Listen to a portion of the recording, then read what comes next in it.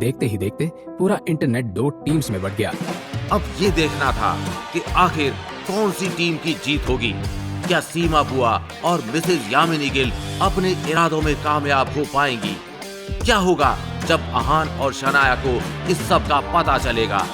क्या लोगों के कमेंट्स शनाया को कर देंगे अहान को छोड़ने पर मजबूर? शनाया की फ्लर्टी बातों को सुनने के बाद अहान ऑफिस चला गया। मिस्टर विक्रम ने पहले से ही अहान को कुछ जरूरी डॉक्यूमेंट्स मेल किए थे। अहान उसी काम में लगा हुआ था कि उसका फोन बजने लगा। अहान ने देखा कि कॉलर्स आईडी पर मिस्टर विक्रम का नाम फ्लैश हो रहा था।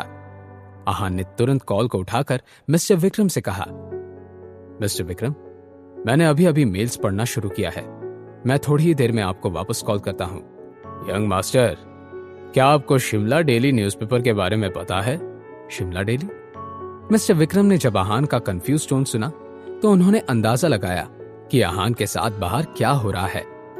इस सब का कोई आइडिया नहीं होगा उसे। मिस्टर विक्रम ने अहान को उन ऑनलाइन वेबसाइट में पब्लिश हुए आर्टिकल के लिंक भी शेयर कर दी। आर्टिकल में लिखे हुए डिटेल्स, अटैच की हुई तस्वीरें और लोगों के कमेंट्स, ये सब पढ़ने के बाद अहान को इस बात का अंदाजा तो हो ही गया था कि ये जरूर किसी अंदर के लोगों में किसी का काम होगा। मॉम, लगता है आपने मुझे गिल परिवार से निकालने के लिए पूरे शहर में तहलका मचा दिया है। अब देखते हैं ये तमाशा कितनी दूर तक जाता है।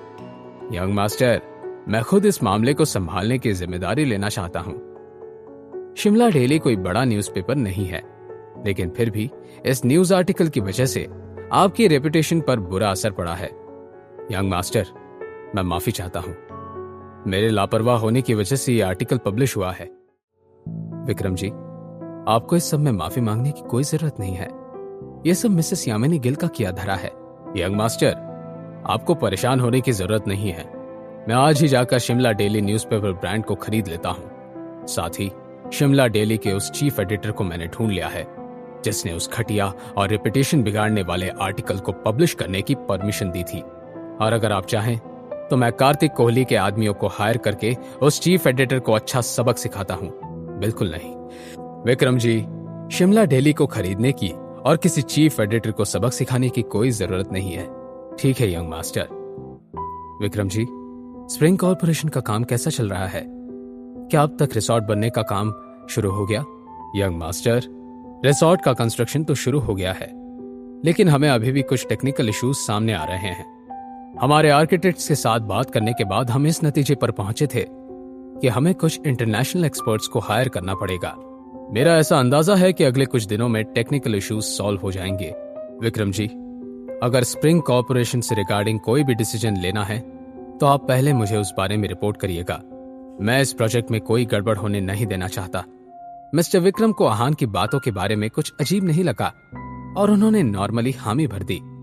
उसी वक्त शिमला की एक जानी मानी एप्पल वाइनरी में रोहन हाथ में टीवी का रिमोट लेकर बैठा हुआ था।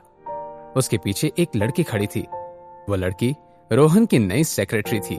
मुझे लगा कि इस जॉब के लिए मुझे बड़ी मेहनत करनी पड़ेगी, लेकिन ऐसा बिल्कुल नहीं है। लगता है मेरा गुड लक ज्यादा ही अच्छा है। सच तो ये था कि जब रोहन ने उस लड़की को देखा, उसे एकदम से रूपल की याद आ गई, क्योंकि ये नई लड़की कुछ कुछ रूपल के जैसी ही दिखती थी।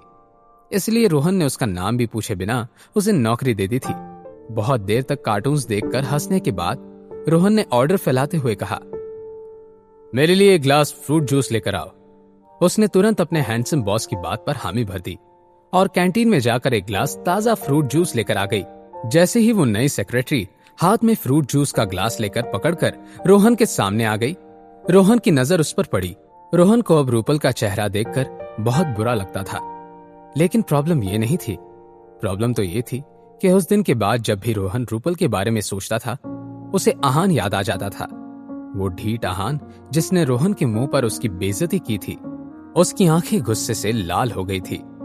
रोहन ने अपनी नई सेक्रेटरी की तरफ गुस्से से देखा और उसके हाथ से जूस का ग्लास लेकर जमीन पर पटक दिया। ये देखकर वो नई सेक्रेटरी घबरा गई। सर, क्या मुझसे कोई गलती हो गई है? प्लीज मुझे माफ कर दीजिए। निकलो यहां से, मुझे तुम्हें नहीं देखना। जाओ जाओ। उस नए सेक्रेटरी ने जब अजीब तरह से रोहन को देखा तो वो वहां से भाग गई। उसके जाने के तुरंत बाद फिर से उस रूम का दरवाजा खुला। मैंने कहा न जाओ। तुम्हें सुनाई नहीं देता? लेकिन पीछे मुड़कर देखने के बाद रोहन का गुस्सा धरा का धरा ही रह गया। जो आदमी वहां खड़ा था वो रोहन के लिए काम करने वाले मैनेजर की तरह था।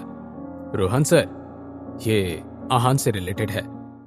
आहान से रिलेटेड ऐसी क्या बात थी जो रोहन को पता लगने वाली थी? क्या ये आहान और शनाया के अलग होने के बारे में था या फिर कुछ और? जानने के लिए देखिए अगला एपिसोड सिर्फ पॉकेट एफएम के यूट्यूब चैनल पर, और सीक्रेट अमीरजादा के सारे एपिसोड्स को सुनने के लिए डिस्क्रिप्शन में दी हुई लिंक से डाउनलोड कीजिए पॉकेट एफएम ऐप।